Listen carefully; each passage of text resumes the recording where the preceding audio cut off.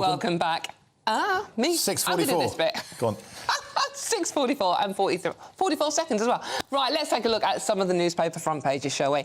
Author and broadcaster Nicky Hodgson and former special advisor to Michael Gove, Charlie Rowe, are with us now. Yeah, let's go through some of the papers first. Now, And the front pages. The Eye newspaper leads with New Year rail chaos as train bosses warn of severe weekend disruption. OK, and courts and the NHS won't recover until the 2030s, according to a report in The Guardian. And the Telegraph reports on the UK ramping up its Ukraine arms support after the biggest attack on Kyiv since the war began. And the Times leads on job centres and bosses referring to people to therapy and running to keep them well enough in effort to combat long-term sickness.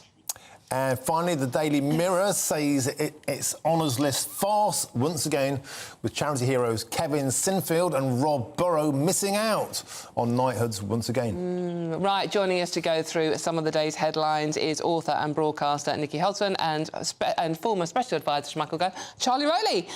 Thank you so much for coming in this morning. Really appreciate it.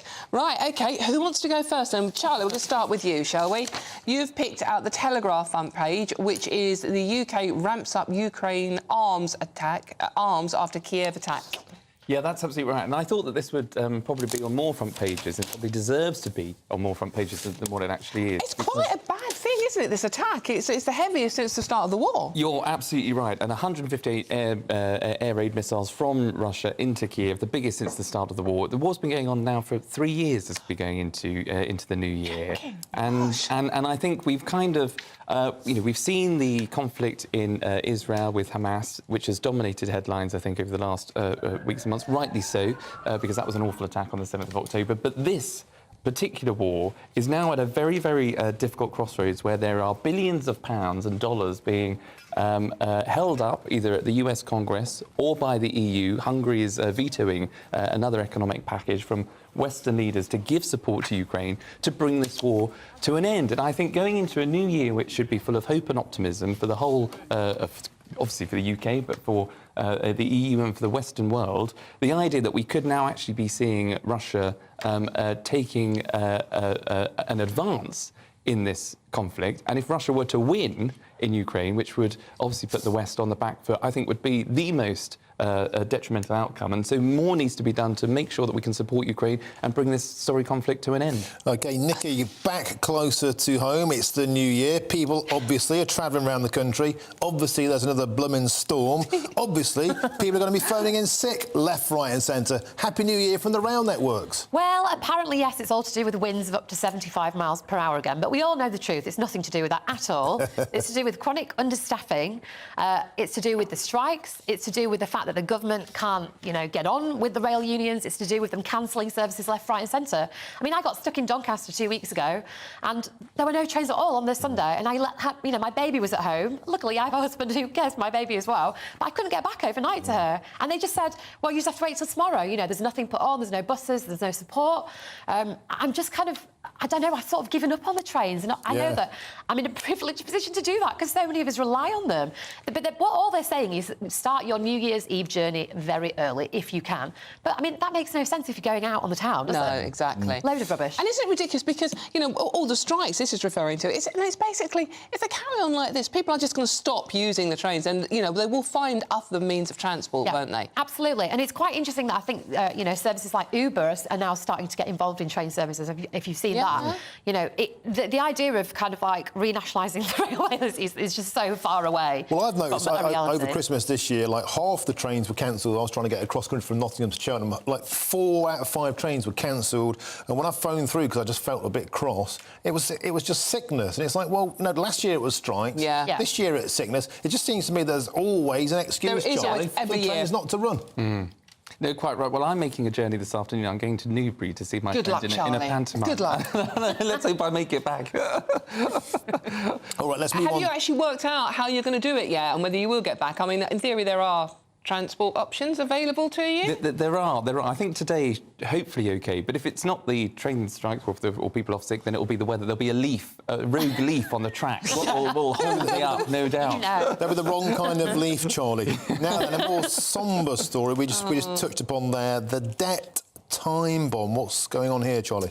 Yes, so this is a speech by a chap called Paul Nowak, who is the head of the Trade Union Congress. This brings together all the biggest unions, the TUC, the GMB Union, Unite and Unison. And so it's their conference, it's his big speech on behalf of all of those groups who are effectively saying that people in this country can no longer afford the Tories in government, because if you've got debts, if you have been struggling with the cost of living crisis, it's now going to cost you £1,400 more next year, which is something that people simply can't afford. Now, obviously, the government will respond by saying, well, hold on, a lot of that is due to inflation because of high interest rates. Those have all come down, so the cost of living crisis is being tackled. But clearly more needs to be done, in order to support people that are in this particular position. But the Tories obviously need to do more to show that there is the pound in the pocket again, that the economy is growing, if they're going to have any chance of winning the next general election. Do you think, Nicky, this is the case of, once again, call me a cynic, but the trade unions never let a good crisis go to waste, do they?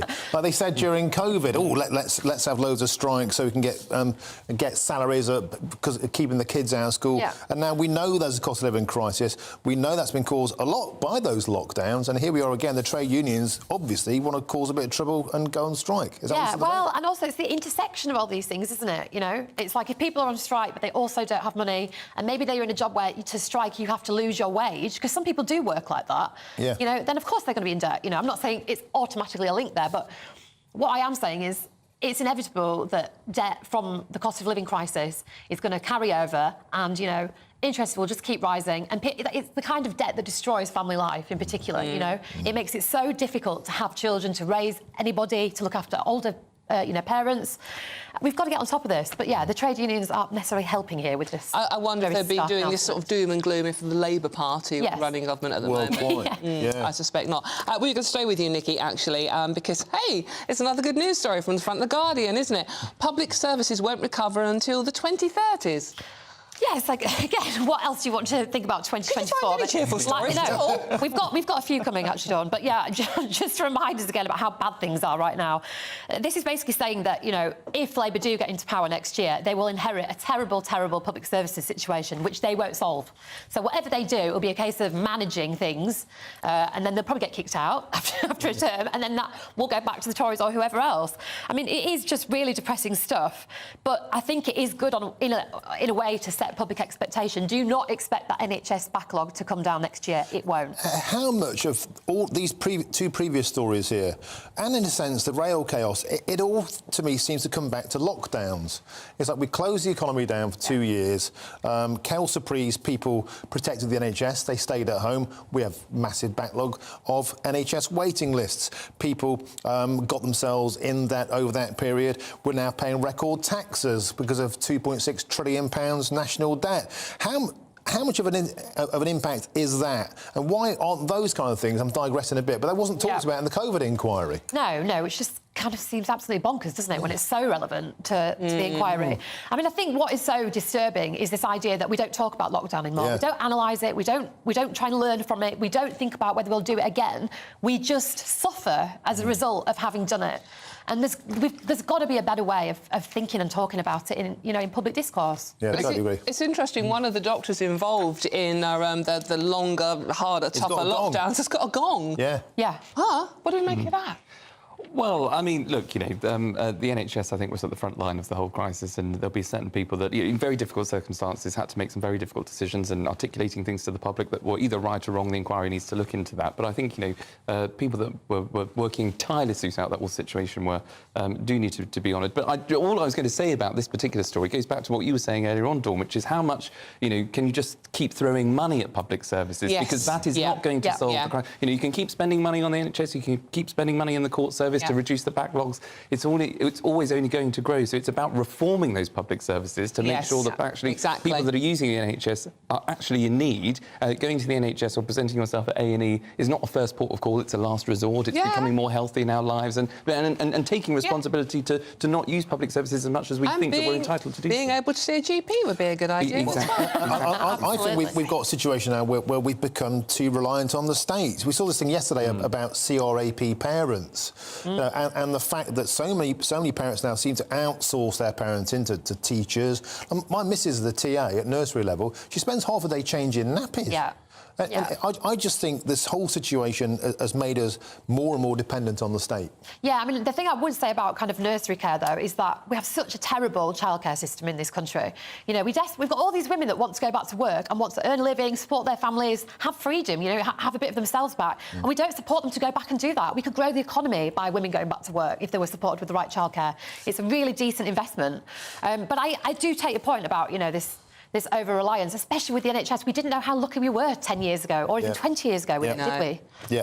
Come on, we promised a happy story. Yeah, we have. Can we do a happy story, please? It's Nikki's story, and I think we've got a clip of this, isn't it? Oh, right, we haven't got a... That's not... We haven't got a clip. Well, I wanted to see this. Okay. Nikki, what's this about? Well, I'll tell you about it, because it is really delightful. So, it's in Chile. There's a protest. Local fishermen are protesting, and... they've been joined by some southern sea lions and seagulls who've decided to occupy them while they do their protest. Here they go.